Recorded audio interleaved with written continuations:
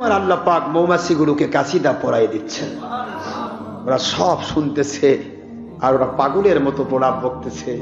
কাকে ঘেরাও করলাম, কাকে ঘেরাও করলাম? রহমতের ওই মাছিগুলি চতুর্দিক থেকে বু বু করে ঘুরে, কুটি কুটি মৌমাছি আমার নবীকে বলে, আল্লাহর হাবিব, আল্লাহর বন্ধু, কাফেরেরা আপনাকে চেনে না, ওরা আশরাফুল মখলুকাত হইয়া আপনাকে চিনল না, কিন্তু আমরা তো মৌমাছি, ওই মাছিদের মধ্যে চতুর্থ শ্রেণীর মৌমাছি, আমরা ফোর্থ ক্লাস মৌমাছি, আমাদের পজিশন, আমরা শ্রমিক মৌমাছি। আমরা ফুলের মধ্যে আসি, ফুল থেকে মধু নেই, আর মধু তো ফুলে থাকে না, একটু পানি থাকে। কি থাকে? একটু তরল পানি। ওই পানিটা মুখের মধ্যে নিয়ে আমাদের রানী মৌমাছির অর্ডার, আমার আল্লাহর জমিনে রহমাতুল লিল আলামিন ছাড়া মধু তৈরি হবে না। ওই রানী মৌমাছি বলে দেয়, ওই পানি মুখের মধ্যে ঠোঁটের মধ্যে নিয়া তোমরা ওয়াকাতরে রহমাতুল লিল আলামিনের উপরে দরুদ সালাম পড়তে থাকবে। দরুদ সালাম পড়তে পড়তে ও আল্লাহর বন্ধু, আমাদের মুখের ওই ছোট্ট সামান্য ওই ফুলের পানিটা জমাট হয়ে যায়, মধু হয়ে যায়, 100% মিষ্টি হয়ে যায়। আমরা নিয়ে যাই মৌচাকের দিকে। মৌচাকের দিকে যাওয়ার পর ওখানে গিয়ে ফাস্টাই ঢুকতে দেওয়া হয় না, গার্ড মৌমাছি মৌচাক পাহারা দেয়। তৃতীয় শ্রেণীর মৌমাছি, থার্ড ক্লাস মৌমাছি, ওরা গার্ড মৌমাছিগুলো পাহারা দেয়।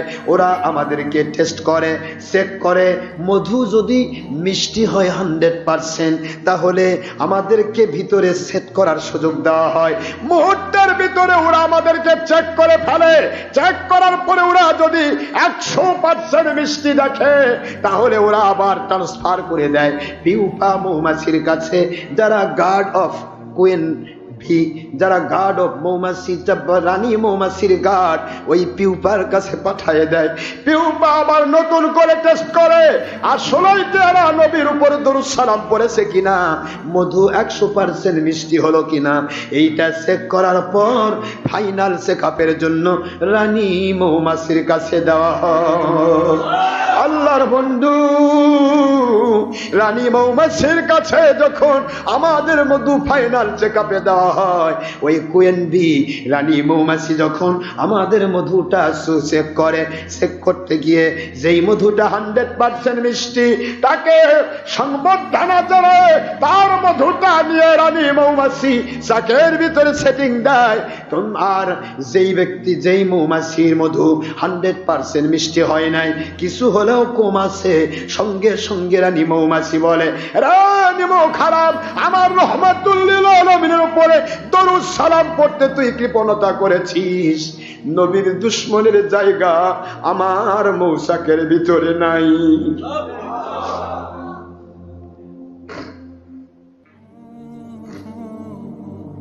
নবীর দুশমনের জায়গা, নবীর দুশমন মৌমাছিও দেখতে পায় না। নবীর দুশমনের জায়গা আমার মৌচাকের ভিতরে নাই। মুহূর্তের ভিতরে ওই রানী মৌমাছি সেই শ্রমিক মৌমাছির উপরে হোল ফুটিয়ে দেয়। ওকে আর মৌচাকে বসতে দেওয়া হয় না। হোল ফুটানোর সাথে সাথে সে তার মধু সহ নিচে পড়ে যায়। যেইটা একবার অভিশপ্ত হয়ে নিচে পড়ে গেল, ও জীবন ভর আর কোনোদিন কোনো মৌচাকে ওঠার মতো তার সুযোগ থাকে না। আল্লাহু আকবার বলুন। এ হলো মৌমাছির ইতিহাস। ভাই জানলে আমার কথাগুলি কাফিরেরা শুনতেছে, কাফিররা বলতেছে, ও দু জাহানের বাদশাহ, আল্লাহর হাবিব, বুঝতে ভুল করেছি, আপনি হলেন আখেরি রাসূল, সন্দেহের অবকাশ নাই। তাড়াতাড়ি পড়াই দেন লা ইলাহা ইল্লাল্লাহু মুহাম্মাদুর রাসূলুল্লাহ সাল্লাল্লাহু আলাইহি ওয়াসাল্লাম।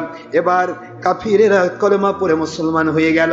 আমি বোঝাতে চাইছিলাম ভাইজান, একটাই মাত্র ফুল, ওই ফুলে মৌমাছি বসে মধু সামান্য একটা রস নিয়ে ওইটাকে নবীজির প্রেমে রহমাতুল লিল আলামিনের মহব্বতে মৌমাছি দরুদ সালাম পড়ে পড়ে মধু বানায় ফেললো। আর ওই একই ফুলের সামান্য রস নিয়ে ভীমরুল তার সার্কিটের ভিতরে, এবার নবীর দরুদ নাই, নবীর সাথে মহব্বত নাই, ভীমরুল তার সার্কিটের ভিতরে ওই পানিটাকে বিষ তৈরি করে পিছন দিকে জায়গা দিল, মৌমাছি জায়গা দিল মুখে, ভীমরুল জায়গা দিল, কথা কয় না কেন? মৌমাছি জায়গা দিল মুখে, ভীমরুল জায়গা দিল কোথায়? পিছনে। আমার আল্লাহ বলে, রে ভীমরুল, তোর ভিতরে মধু তৈরি হবে না, তুই আমার নবী প্রেম জানিস না, এই জন্য একই ফুলের মধু পায়া একজন বানায় মধু, আরেকজন বানালো বিষ। মৌটাকে মধু দিয়া রহমাতুল লিল আলামিনের দরুদ সালামের বিনিময়ে শিফাউল লিন্নাস 1000 মহারোগের মহা ঔষধ বানিয়ে দিলেন। আর ভীমরুল সে ওই একই জায়গা থেকে, একই ফুল থেকে রস নিয়ে ভীমরুলটার পাছায় রেখে বেয়াদবি করে বিষ তৈরি করে, এবার ভীমরুল মানুষকে ফুটিয়ে দেয়, কষ্ট দেয়। আমার মালিক ওয়াজটি ভালো লাগলে দয়া করে সাবস্ক্রাইব, লাইক, কমেন্ট, শেয়ার করে দিবেন।